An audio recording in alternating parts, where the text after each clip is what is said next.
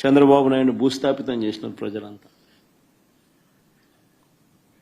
ఎక్కడైనా కూడా ప్రజాస్వామ్యంలో ప్రజలకు మంచి చేసి ఓట్లు అడిగితే ప్రజలు మనస్ఫూర్తిగా ఆ ఓట్లు వేస్తే 4 కాలాలు వర్ధిల్లుతారు. యాదిరిగా దౌర్జన్యాలు చేస్తే ఆ దౌర్జన్యాలంతా కూడా టెంపరీగా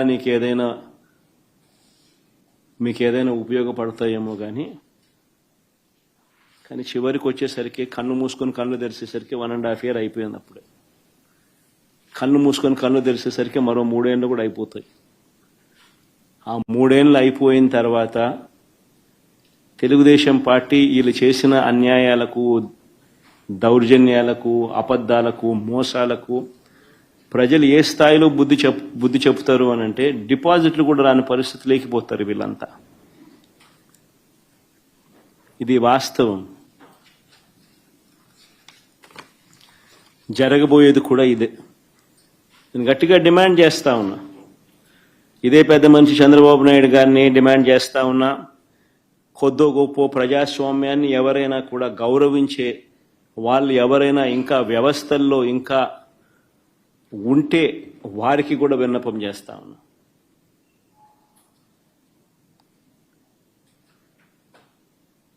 ప్రజాస్వామ్యాన్ని కాపాడుకునే కార్యక్రమం చేయకపోతే, ప్రజాస్వామ్యం ఒక్కసారి చెయ్యి జారిపోతే నక్సలిజం అక్కడి నుంచే పుడుతుంది. ఒక డేంజరస్ సిమ్టమ్కు, డేంజరస్ పరిస్థితులకు మీరు పునాది వేస్తూ ఉన్నారు.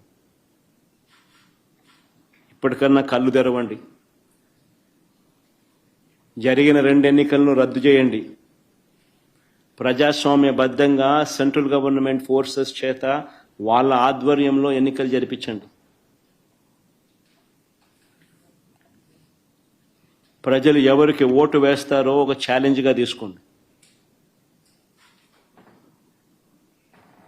చంద్రబాబు నాయుడు గారికి గట్టిగా హితవు పలుకుతా ఉన్నా, మీరు చేస్తూ ఉన్నది చాలా అంటే చాలా దౌర్భాగ్యమైన పని. తప్పుడు పునాదులకు మీరు వేస్తూ ఉన్నారు, తప్పుడు పునాదులు వేస్తూ ఉన్నారు. ఇది రేపొద్దున వృక్షం అవుతుంది. మీరు చేసే ప్రతి పని మీకు చుట్టుకుంటుంది. మీరు గ్రామాలలో ఈరోజు మీరు తీసుకొచ్చే ఈ కక్షలు, కార్పణ్యాలు, ఈ మాదిరిగా చేయడాలు, దుర్మార్గాలు ఇవన్నీ కూడా రేపొద్దున మీకు చుట్టుకుంటాయి.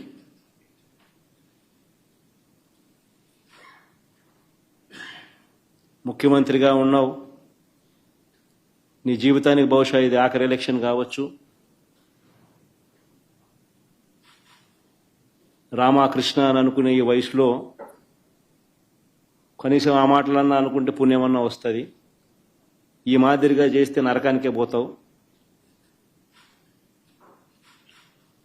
ఇప్పటికైనా మార్పు తెచ్చుకో చంద్రబాబు అని హితవు పలుకుతా ఉన్నా.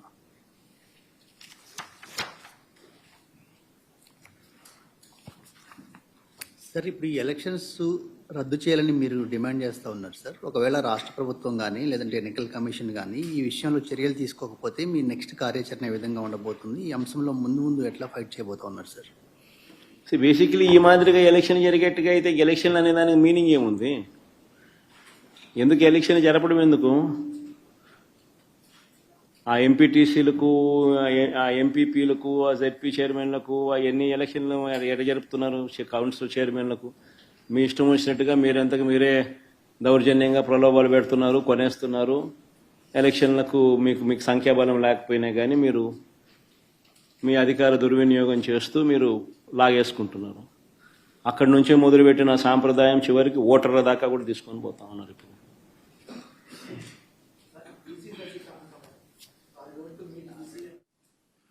ఇవన్నీ కూడా అంటే అన్ఫార్చునేట్గా స్టేట్ ఎలక్షన్ కమిషన్ అన్నది ఒక డమ్మీ పాత్ర కన్నా దారుణమైన పాత్ర పోషిస్తూ ఉంది.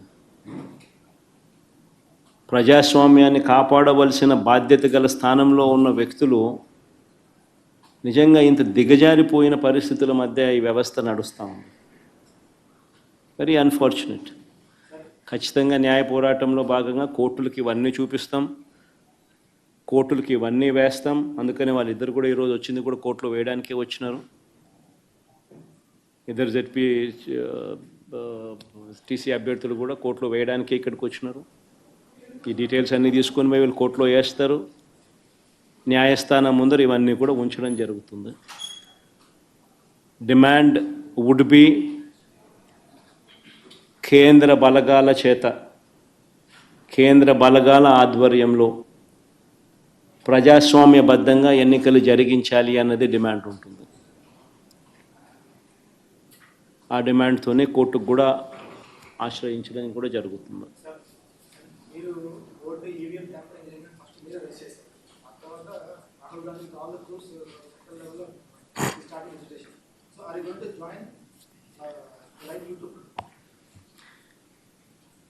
జాయిన్ అనే దానికి మీనింగ్ ఏంది? What is the meaning and definition of joining? State election commission ముందర మాకున్న అభ్యంతరాలను, జరిగిన అన్యాయాలను సవివరంగా వివరించినాం. ఇన్ఫ్యాక్ట్ దేశంలో కల్లా ఎక్కడన్నా బిగ్గెస్ట్ అనామలీ ఎక్కడన్నా జరిగిందంటే అది రాష్ట్రంలోనే. 12.5% వాళ్ళు ఓటు ముగిసే నాటికి, ఓట్లు కౌంటింగ్ నాటికి percentage of difference highest in the country. బహుశా ఆంధ్ర రాష్ట్రంలోనే జరిగింది. 12.5%, అంటే దాదాపుగా 48 లక్షల ఓట్లు. ఆ స్థాయిలో జరిగినప్పుడు అది ఎలక్షన్ కమిషన్కి మొన్న ప్రజెంటేషన్లో మా వాళ్ళంతా పోయి ఇచ్చినాం. ఎలక్షన్ కమిషన్కి చెప్పినాం.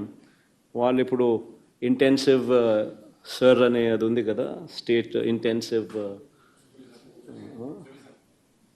ఏం సార్ అంటే ఇంటెన్సివ్ రివిజన్ ఏదైతే ఎక్సర్సైజ్ ఉందో అది ఆంధ్ర రాష్ట్రంలో కూడా మేము చేస్తాము అని చెప్పి కూడా సానుకూలంగా చెప్పినారు. కానీ at the end of the day అన్ఫార్చునేట్గా ఏం చేయగలుగుతాం? ఏదైనా కానీ ఈ రాహుల్ గాంధీ అనే వ్యక్తి ఏదైతే చెప్తా ఉన్నారో, ఎందుకు ఈ రాహుల్ గాంధీ అనే వ్యక్తి ఆంధ్ర గురించి ఎందుకు మాట్లాడడం లేదు చెప్పు? చంద్రబాబు నాయుడుతో హాట్లైన్లో టచ్లో ఉన్నాడు కాబట్టి మాట్లాడడం. ఎందుకు ఈ Andhra incharge national spokesperson మనిషోడు అమానిక్యం ఠాకూరా అడేపొద్దన్న చంద్రబాబు నాయుడు గురించి మాట్లాడినాడా? ఏపొద్దన్న ప్రజాస్వామ్యాన్నిలో ఇంత కూని చేస్తా అంటే ఏమైనా క్వశ్చన్ చేసినాడా? చంద్రబాబు నాయుడు ఇన్ని స్కాములు చేస్తున్నాడు, కంటి ముందర కనపడుతుంది. వీధికి పోయినా బెల్ట్ షాప్ కనపడుతుంది. హిట్ టీవీ యాప్, ఇందులో short news, live news, entertainment shows, movies, digital magazines తో పాటు మీ జిల్లా వార్తలను కూడా ఫ్రీగా చూడొచ్చు. ఇంకెందుకు ఆలస్యం?